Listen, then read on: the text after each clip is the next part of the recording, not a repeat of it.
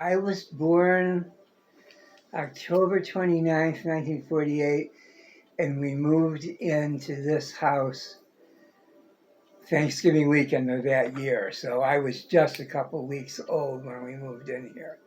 And then, probably from about the time I was 25 or 26, then I lived in Buffalo for many, many years until about probably 15 years ago now when I had to come back here because my brother lives in New York City and he was not about to come and help out with them, and they needed help, so Right, sure. somebody had to do their cooking and laundry, and they couldn't go up and down. The laundry's in the basement. They couldn't go up and down the stairs anymore. So yeah, I was born in this neighborhood, right? Pretty much born at the Graph, and so pretty much lived in Wheatfield for a good part of my life, other than say maybe 25, 30 years. I was in Buffalo. Grew up here, is what I'm saying. So there was a lot of the old buildings that were still left when I was a kid in the 50s. So What used to be around this house before? I mean, how old is this house basically? this house is from 48, so it's just about my age, or 47. So it's 73 years, 73, actually 74 years, 74, 75 years old this year. And This was just part of the open field, this lot. And then when my parents got married, my dad was born in the house next door, and where the Carlsons live now. And his parents were not at all happy with my mother. But they couldn't, there was a real housing shortage, I guess, after World War II, and they couldn't find any place to live. So finally he said he would give them a lot, and then one of the other relatives was going to loan him enough to just build the basic house. And then he did a lot of the finished work inside himself, and then since it's been remodeled so many times that, yeah, this was just open field. this was just a little extra land that the Schroeders already had, or that Well, my grandfather, when they got married around 1920, he bought. I'd have to look up. I don't think I've ever seen that search. Who owned it before? Originally, the house was built by Kralls. I don't think they're related to the Kralls that had the Kralls in, because these Kralls are part of Elaine's family, and that red house. Mr. Cannon was never sure whether, probably the smaller part, which is the kitchen, it was the lower part. Now they put the bathroom on top of it. Was probably that was probably the oldest part. So it's a plank house, which means there's no there's no superstructure like this house where there's studs and it's just plank with a bottom and a top. Mm-hmm. They've left one of I don't know if you've been in that house since they've lived there. They have left one of the beams exposed because when they moved the house back, that house was originally much closer to the street, and let's see, around the time my father was confirmed, so he was born in 24.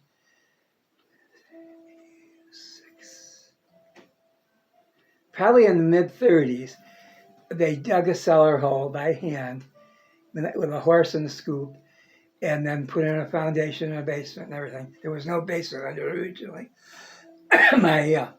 My dad said that my grandfather used to every summer get under the middle of the house and put a jack in there and jack it up a little bit and stick one more flat stone under the middle, just like Das houses.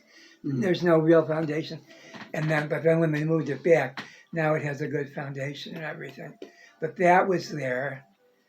And anyway, Grandpa owned, when they bought the house about 1920, when they got married, he bought this 10 acres, and then all the land along Church Road, that belonged to his father and mother. He grew up in, not actually in the White House that's there now. There was an older building that was a store and house. And I don't know if I got them right here. Yeah. As I keep finding pictures, I'll let you copy pictures. I'll let you copy pictures Yeah. of what I've got. And this is the White House on the south side of the street where Tom Stevenson lived eventually, and right, that place. And then just west of all that was the mole farm, which is where Town Hall is today. Yeah, Town Hall was the mole farm. They were good friends. My great grandparents and John and Julie Mall were good friends. I don't know. That's Ma's family. That's Ma's family. It's World War. That's one of my mother's brothers in World War II. Oh, fantastic. Oh, wow. Her brother Ed. She had 3 brothers leave on the same day for World War II. And then the younger brother went a little later when he was old enough. Oh, maybe this isn't the batch I wanted. I don't know. That's okay. And what No, I wanted to show you that picture. It's all we have of well, this is another whole batch of pictures. No, this is mostly my mother's family.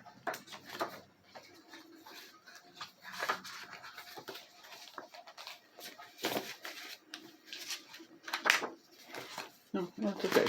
Yeah. But what got you interested in Das House a while ago? Oh, because, well, I knew Eugene years ago when I was like around the time I graduated from high school in the 66, 67 and that. And when he opened the museum, he didn't publicize it at all. And in fact, he had bought the building, and then he had a little antique shop in there for a while.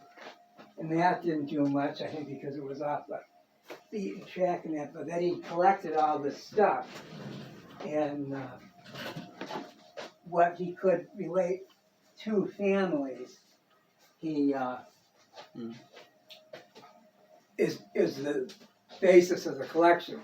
And now whatever we've taken in since, which is probably quite a lot. But my family goes right back to the 1843. Eric Road, that's my third great grandparents, owned that property that now belongs to the Greinerts. The Greinerts, the same big barn where all the different holiday displays would be put up That traditionally. was actually the Eric farm. And then their daughter was 6 years old when she came here in 1843 with her family, with her parents. Christian, and I have to look up for his wife's name. So that's one of the ways I can trace my back to the 1843. And also the first one that has the obituary in the back of the first book, Eugene's first book, that's another third great grandfather of mine. So I have a lot of connections to the 1843 migration. So it was just kind of natural that I decided to help out with that. And you've been a board member since? Maybe 10 years now. Oh, wow, okay.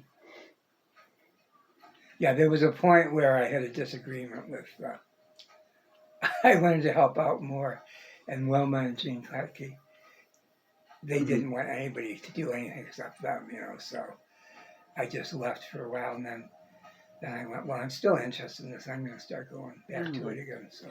And in that Eric Road area, it was named after the Eric family, right? And there was where they one of the first. They weren't necessarily part of that 1843, or were they? Yeah, or they were. Okay. Yeah.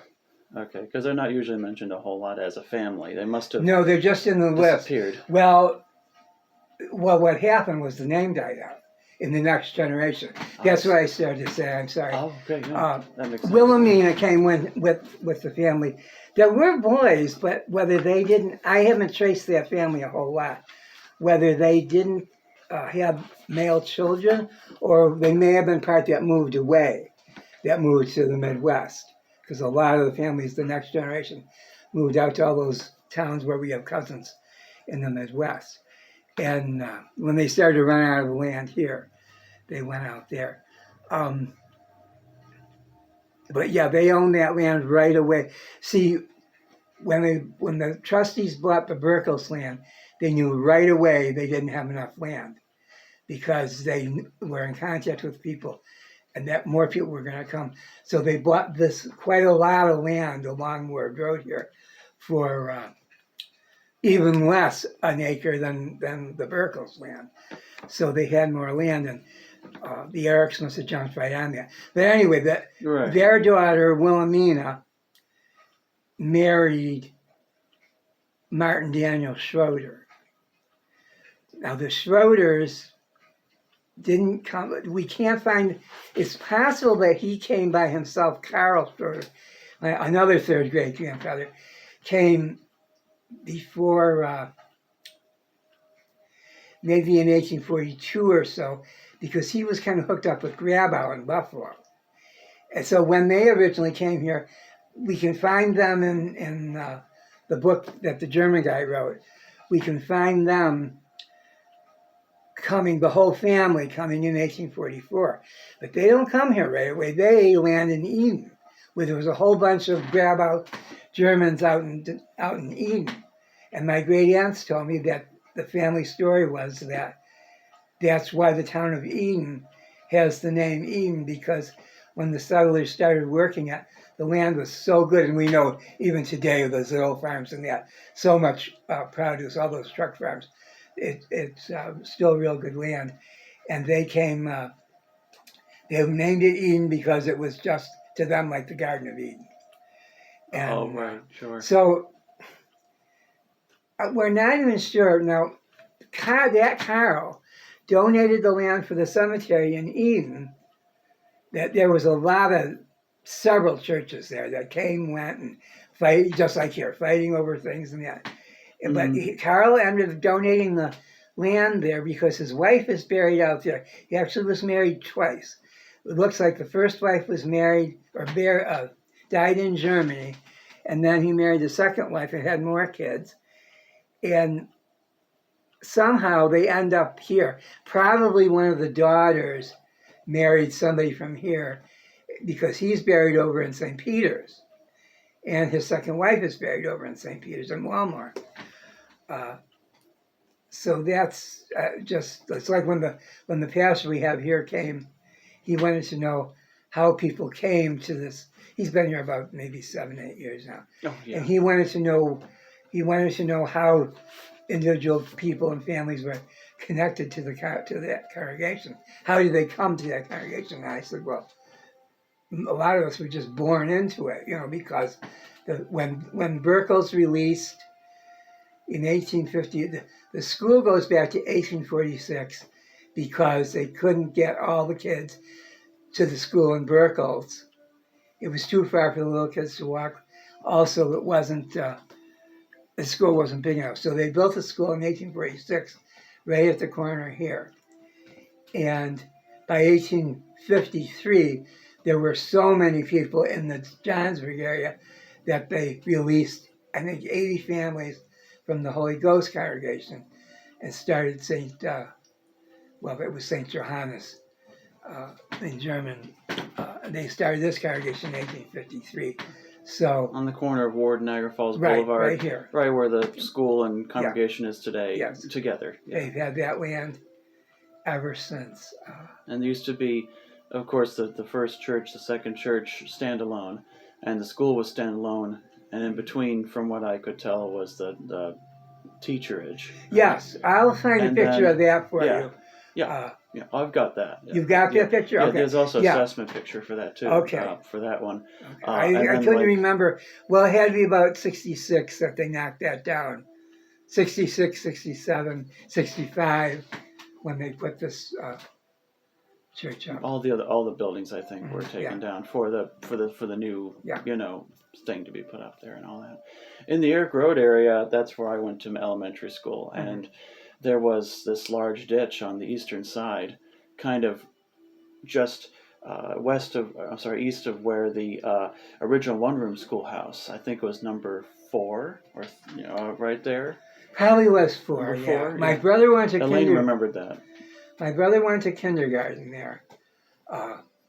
When I went to school, there was no kindergarten yet in this whole school district. But my brother went to kindergarten there and then came back for first grade to this school. And he's about 4 years younger than me. I think they filled in most of that ditch by now, because it was open when I was there, and it looked like a lot of it. Probably what I'm referring to is a state ditch. This land, when the people came here, it was clumps of forest and clumps of swamp.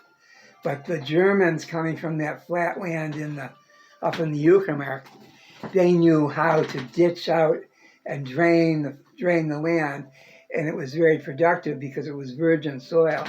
And there also were nut trees here.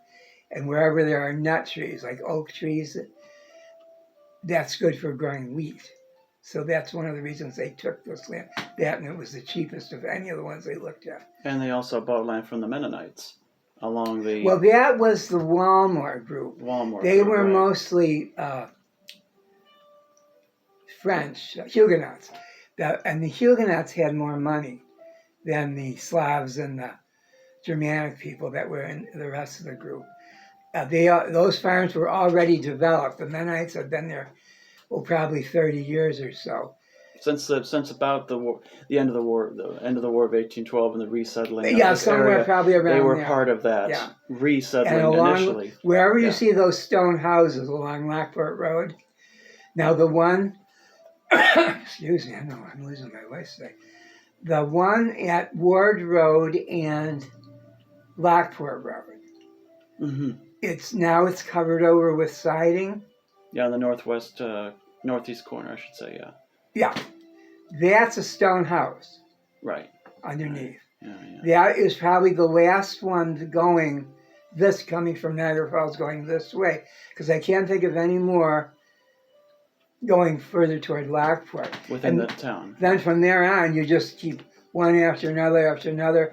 There's one there by the Walmore Inn, then where they cut the bushes down now. And then there's one even in the city limits of Niagara Falls now, I think.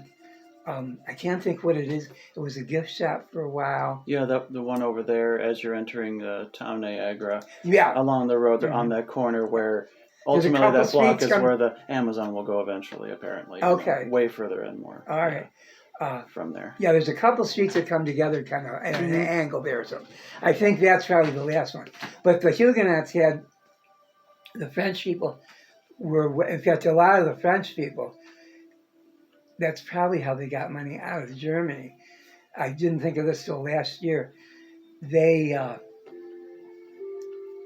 when the Prussian king in the 1600s, the Protestants were being so persecuted in France and the Prussian king had all these areas between the 30 Years' War and the Plague just sitting empty. So he let it be known in France that if they could get there, he would give them land, no taxes for 10 years, no military service for 10 years, and he would give them farms land. So that's why there's so many French names among our group here. Just to re-people those areas. Yeah, that's exactly. The atmosphere of the 30 Years' War from before and it was other just issues. Decimated, the whole area. Berkel sat empty.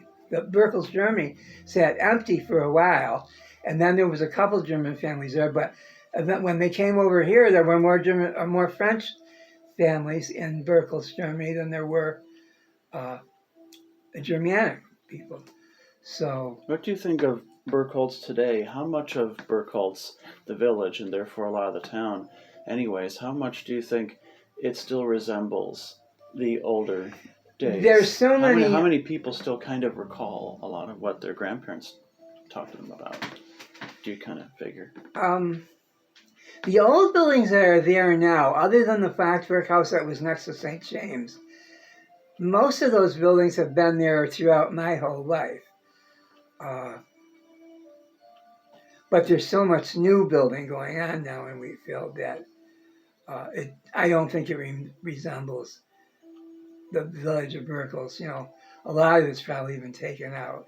Now, right around Das house there's Das house, and then kitty corner across the street, like coming to the west, that little house that's got a little brick addition, and then another little sided addition. I'm betting that's a log cabin underneath. And then there's at least two other log cabins in Berkel's that, if you know to look, you know they're there. But they're covered over. It was just like Das houses. They're covered over now. And of course, the churches are gone, the old churches. But the street layout is the same. So. And the names like Washington and those streets Street, have been the same ever since. Yeah, Luther, obviously, Washington and Hunt were for Washington Hunt, the man who later became governor of the state of New York State, because he was very good to these people. He knew that a lot of them didn't have a lot of money, and he extended loans. He was a lawyer in Lockport, and I think something to do with the state legislature here. And then later he became governor in New York State. He's the one that gave him the oath of oxen and money to buy farm tools and stuff, because of course the farm tools and that they couldn't bring along with them. So, and this is of course under the assumption that there was no social welfare or anything like that. This is just your base elements on the condition of and the expectation that these are already hardworking people. They've been through a lot. The journey was immense and so forth.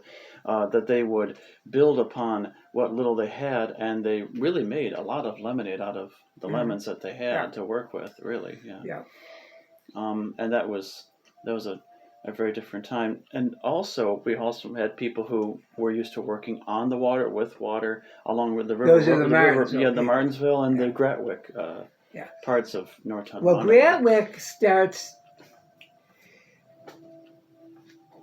Johnsburg actually extended about halfway, because we've got that book.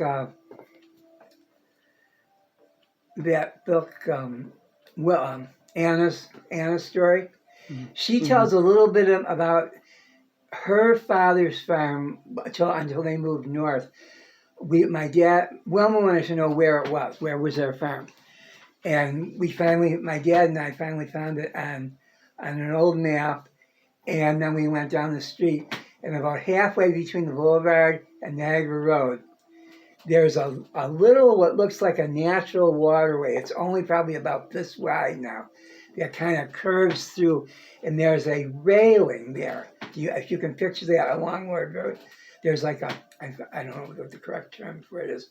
It's like a boat retaining it, so people wouldn't drive into it, I guess, into that little waterway. The farm was right there, because we found, and then my father actually remembered an old farmhouse there when he was a kid, probably in the 20s, and then that must have been taken down.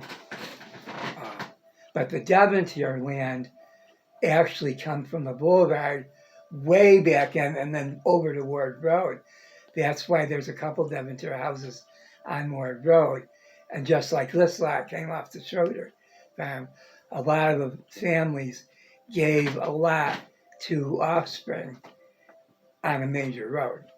So, which they then subdivide in a couple of areas to build their own places or their own businesses even. I mean, in where it is Wheatfield, yet along the river, there were families like the Mittelstedts and Williams. Of course, Williams Road, where the Summit Mall is today. Yeah, well, that's what's her name's family.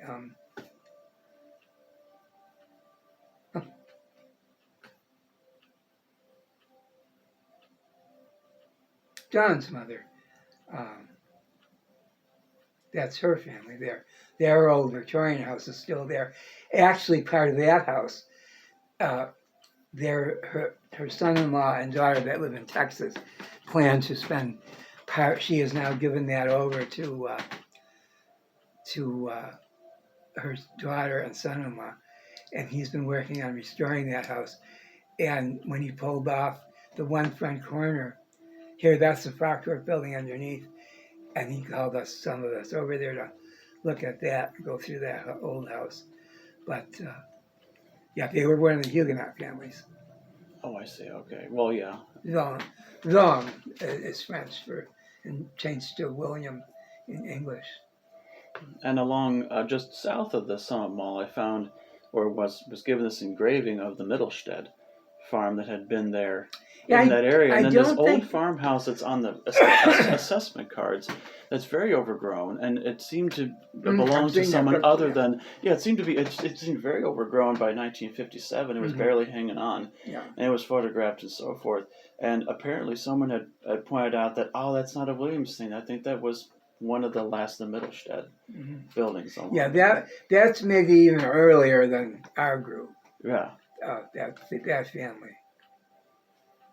That would be, before, or just as the town was being founded, essentially. Although along here, when they realized they had some extra land, they did start to sell lots to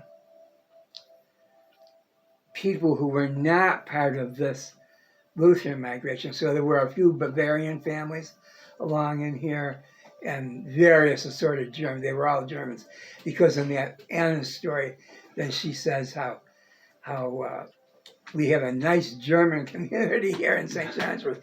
But they actually, I could show you. There's a barn on this side of the road into the city limits in North Tonawanda, and this Johnser group, actually extended right up past the city line into what is now North Tonawanda. About where Wheatfield Street is, probably. Well, that's why St. Mark's Church considers themselves a daughter of this church, of St. John's Church. Gotcha. Okay. Because there were enough people up there that belonged here, and then when they started, but the Gratwood community, that's not all ours. It is some, because I had a couple of my grandmother's sisters married people and lived up in that area. And they were all older than my grandmother, so that would have been way back. And they had more river or lake-bound trades where they came from, right? The people. Well, that was Martinsville. Oh, okay. That was the Martinsville. Martinsville. Yeah. That's why those, even now, the lots are long, thin lots. Most of them border on the. It's hard to tell there what's canal and what's creek, because when they built the canal, they used natural waterways, and they laid them out because those people from Niepowice in, it's now in Poland, but they were mostly, the people that came, their trades were mostly fishing and boat building and nut making and that kind of stuff. So they of course, all these people farmed, like Grandpa bought this house in 1920. They farmed, then he farmed that 5 acres and this 10 acres. So he had 15 acres of land. My father said that when he was a kid, they used to grow enough potatoes that they had potatoes for themselves and great-grandma and grandpa and a couple other relatives. And then they also had enough to sell. So, and all up and down Ward Road. I went this summer before they collapsed, because the one just up the street here is going to go down. There's a lot of barns still along Ward Road. And like just inside the city limits, there was a Schroeder family there. Now they're part of this group. And their barn is still, the houses are all gone now, but the barn is still there. Somebody's taking care of that. It's a great big gamble roof barn, and somebody's taking care of that barn, whoever owns that property. I know the one guy I worked with him a few years ago on when we had that 500th year of the Reformation thing. Jerry. He's the one that does trips. And he's starting to get, I guess, Alzheimer's. He lives in the house right next to what used to be the Legion Post, and is Oh, now Child Care on Ward Road, right where yeah, Ruey yeah. Road and the boundary from North Tonawanda. I can't think of his last name. That whole area there, and then about 3 lots beyond is a great big gray barn in the back. But the Whitcock barn, Nice.